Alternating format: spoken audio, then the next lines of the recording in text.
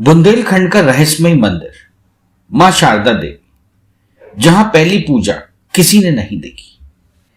देवी शारदा माता मंदिर एक प्रसिद्ध हिंदू तीर्थ स्थल है।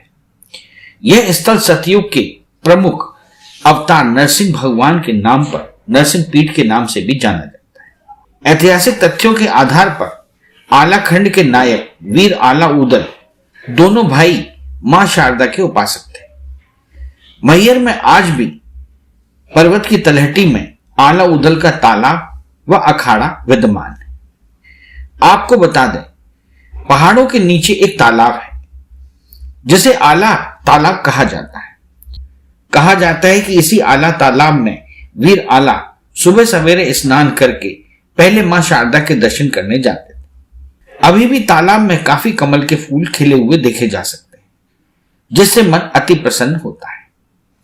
इस तालाब के लगभग 2 किलोमीटर आगे जाने पर एक अखाड़ा है। कहा जाता है कि इस अखाड़े में वीर सपूत आला उदल कुश्ती लड़ा करते थे। यूं तो शारदा माता के दर्शनों के लिए दूर दूर से श्रद्धालुओं का आना लगा रहता है, लेकिन वर्ष में 2 नवरात्रों में यहां विशेष मेला लगता है, जिसमें श्रद्धालुओं का विशेष जमावड़ा रहता है। मध्य प्रदेश के सतना जिले में मैहर तहसील के पास त्रिकूट पर्वत पर स्थित मां शारदा का मंदिर मैहर देवी का शक्तिपीठ कहा जाता है। मैहर का मतलब है मां का हार। माना जाता है कि यहां मां सती का हार गिरा था, इसीलिए इसकी गणना शक्तिपीठों में की जाती है। मंदिर तक जाने के लिए लगभग 1063 सीढ़ियां चढ़नी होती है।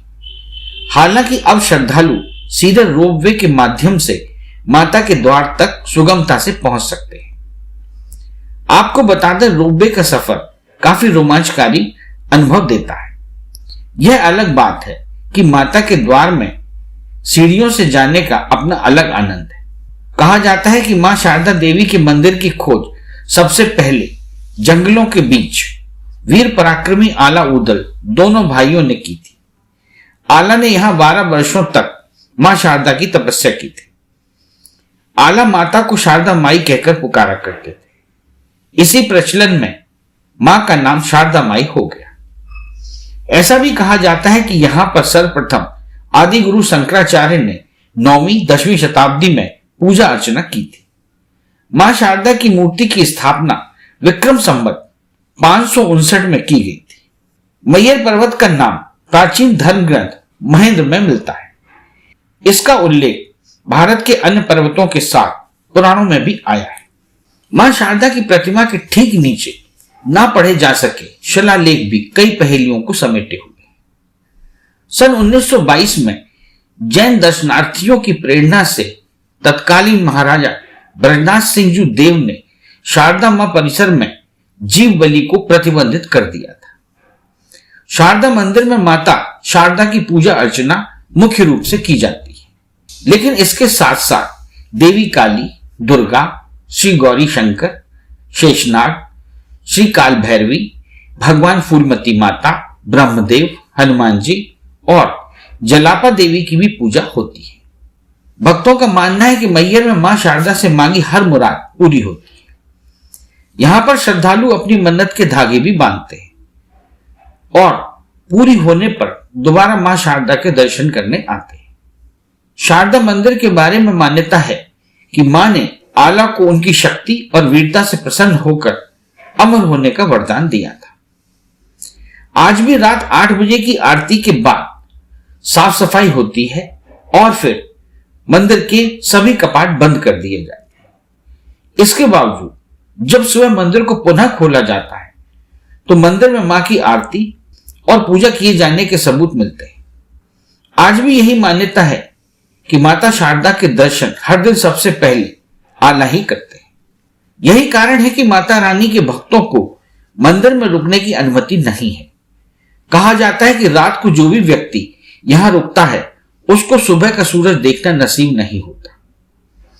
मान्यता है कि आला को मां शारदा का आशीर्वाद प्राप्त था, लिहाजा पृथ्वीराज चौहान की सेना को पीछे हटना पड़ा था। मां के आदेशानुसार आला ने अपनी सांप, जिसे एक हथियार के रूप में जाना जाता था, शारदा मंदिर पर चढ़ाकर उसकी नोक टेढ़ी कर दी थी। जिसे आज तक कोई सीधा नहीं कर पाया है।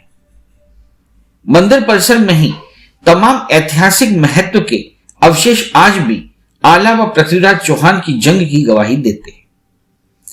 वैसे तो यह पवित्र स्थान सदैव ही श्रद्धालुओं से भरा रहता है, किंतु विशेष पर्वों पर यहां भीड़ बढ़ जाती है।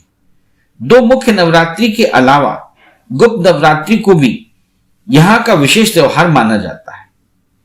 नवरात्रि के मध्य भारत के अलग अलग स्थानों से लोग मां शारदा के दर्शनों के लिए मैहर आते हैं। नवरात्रि पर्व का प्रारंभ महाभिषेक से होता है। इसके बाद 4 दिन तक लक्षार्चन एवं देवी महत्व पारायण होता है।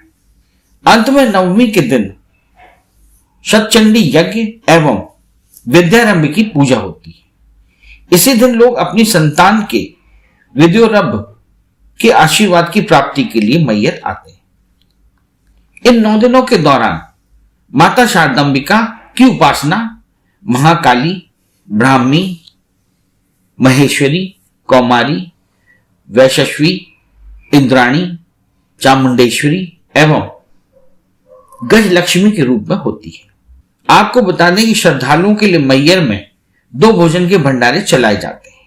पहला है शारदा अन्नकूट के नाम से, जहां आपको केवल 15 रुपए के टोकन में भरपेट भोजन मिलता है।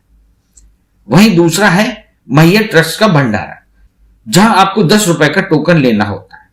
हालांकि पहले भंडारे में अपेक्षाकृत बेहतर सुविधाएं हैं। शारदा अन्नकूट रोपवे के गेट के ठीक बगल में स्थित है। यह शनिवार को बंद रहता है।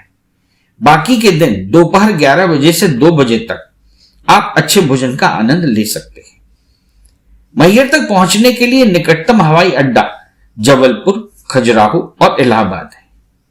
इन हवाई अड्डों से श्रद्धालु ट्रेन, बस या टैक्सी के माध्यम से आसानी से मैहर तक पहुंच सकते हैं। जबलपुर से मैहर की दूरी 150 किलोमीटर, खजुराहो से मैहर 130 किलोमीटर व इलाहाबाद से मैहर की दूरी 200 किलोमीटर है। आमतौर पर सभी ट्रेनों का मैहर स्टॉपेज नहीं होता है, लेकिन नवरात्र उत्सव के दौरान ज्यादातर ट्रेनें मैहर स्टेशन पर रुकती हैं। सभी ट्रेनों के लिए निकटतम railway station Satna junction. Satna junction से मैहर स्टेशन की दूरी 36 किलोमीटर है। मैहर स्टेशन से कटनी स्टेशन की दूरी 55 किलोमीटर है। मैहर तीर्थ अच्छी तरह से राष्ट्रीय राजमार्ग 7 के साथ सड़क मार्ग से जुड़ा है। श्रद्धालु आसानी से निकटतम प्रमुख शहरों से मैहर शहर के लिए नियमित बसें पा सकते हैं। इस चैनल को लाइक और सब्सक्राइब करना ना भूलें। देखते रहिए बंजारा बीट्स।